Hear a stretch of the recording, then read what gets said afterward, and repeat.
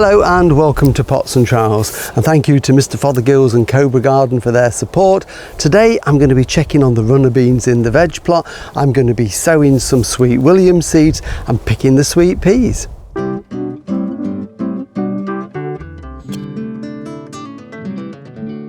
Well, we're going to start in the veg plot this week, and I want to just check on the runner beans that are doing okay. I grow mine up a wigwam of bamboo canes and they've got to the top and they're flowering. But over the last few weeks we've had some pretty rough weather. We've had strong winds and rain from all different directions, and at one point they were blowing all over. They've done okay. There's a bit of damage on some of the foliage, but they'll grow out of that. And fortunately now, you know, the bees are on them. There's a bee just working round this side I can see here, pollinating them, and we're starting to get one or two little beans developing, which is good.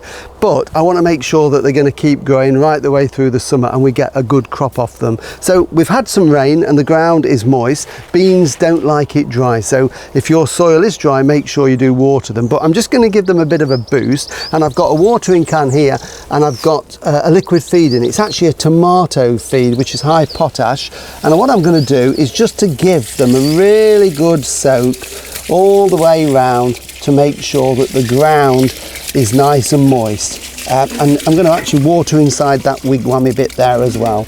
So I'm going to go all the way round it, and then what I want to do to seal in that moisture is I've just mown the lawn, and I've got some lovely fresh grass clippings here. So they would normally go on the compost heap, but what I'm going to do with them in this situation is I'm going to put them inside there and just mulch around the base of all the plants like that, and a good thick layer in there, can be several inches thick. I'll put this whole box of grass cuttings in there when I finish doing it.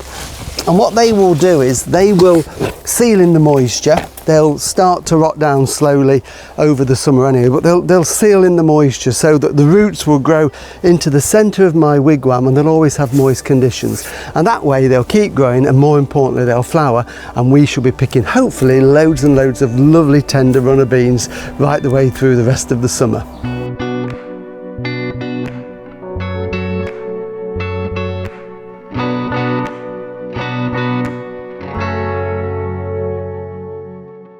One of the other things I like to go in the veg garden are a few cut flowers. They're just nice to pick fresh and take them into the house, and start off in the spring with things like daffodils and tulips, and then we go on into the summer. We've got the alstroemeries, and there's the dahlias, the cosmos, which are really good. All sorts of things we can grow, and as you can see I've got some sweet peas there growing in front of the polytunnel. But one that I always grow, and that we've finished with them now for this season, are sweet Williams, and they're grown from seed and they're a biennial, so we sow them now, middle of the summer, to flower late next spring and early summer, and they're very easy to grow. They remind me of when I was an apprentice and we used to grow them on the parks department. Traditionally you would get sort of the mixed colours, but I'm going to try one this year as well, which is all different shades of mauves and purples. So now is the time to do it. Now you can sow them directly into the soil if you want to, and then thin them out, but I like to start them off in just a pot or a small tray of compost, and then I can prick them out and grow them on that way and plant them out usually then October time. So it's simply a case, it's a small pot there, bit of multi-purpose compost in it, and they're quite a small seed in there, a little sort of black and brown seed, and it's just a case of sowing them thinly over the surface. They're not the easiest thing to see, I must admit, because they are the same colour of the compost, so you've just got to hope you've sown them evenly and thinly. This packet has about 100 seeds in, and I don't need that many plants, and that would be too crowded in that size pot. So I'm hoping I've got about sort of 60-70 seeds in there. I've got a few should anything go wrong, but it won't do. And then it's just a case of a little bit of compost over the top like that, just to cover them up so that the seeds are under about ½ an inch, a centimetre, and then finally always give them a drink in, and they will then be put into my cold greenhouse. But they don't need to be. A windowsill is fine, or somewhere sheltered outside, and they will germinate, and when they're about an inch and a half tall, I will then prick them out and grow them on to get some lovely strong plants. But I've already mentioned that we'd got the sweet peas there, so I want to pop across and just do a little bit of tidying up and do a bit of picking on them.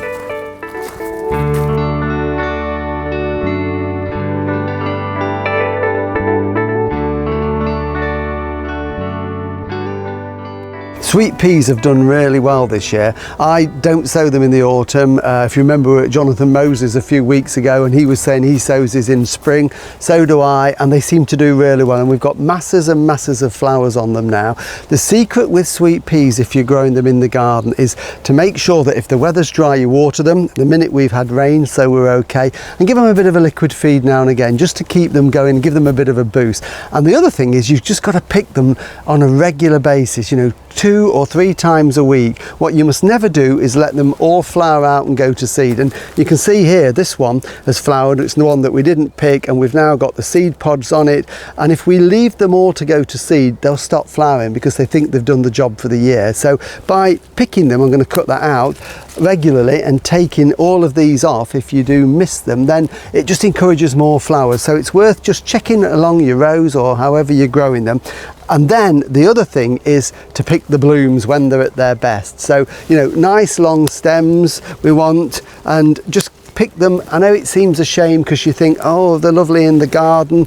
They are, but if you don't pick them, they'll stop flowering. So it's just a case of going over them and picking them little and often. That one, for example, there, although it's got some flowers on the top, we can see that these have gone. So that won't last at all in a vase, so that one can go. And then we've got some down here, and they have done really well. And another one there that's flowered that we've missed, so that one can go, but that one's okay. So it's just a case of going around, and you can soon get a lovely, lovely bunch of sweet peas. And the scent on these is absolutely amazing. If you just follow me around here, what I'm going to do, I've already picked, I'm just going to get that one there, that's a nice one. I've already picked some foliage out the garden. I've got some lovely Alchemilla mollis here, which is lovely green and frothy. I've got Astrantia, I've got some lavender there, and with these sweet peas, they're going to look absolutely lovely. So I'm going to put them together and make a little posy.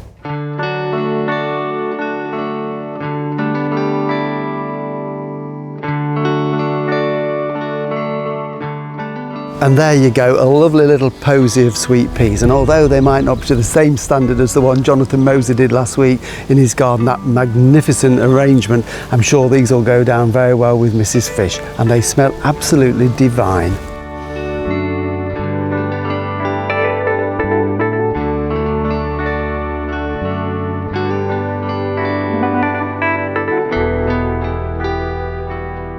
Well, thank you for watching Pots and Trowels, and thank you for all the likes and shares. We're nearly at 10,000 followers, which is absolutely fantastic. So thank you, thank you, thank you. Next time we're going to be doing something just a little bit different. We're going to be doing Pots and Trowels live on Facebook from the garden. So we'll put more details on our Facebook page, but you can join us live in the garden, interact and ask any questions that you want. So we'll see you then. Bye.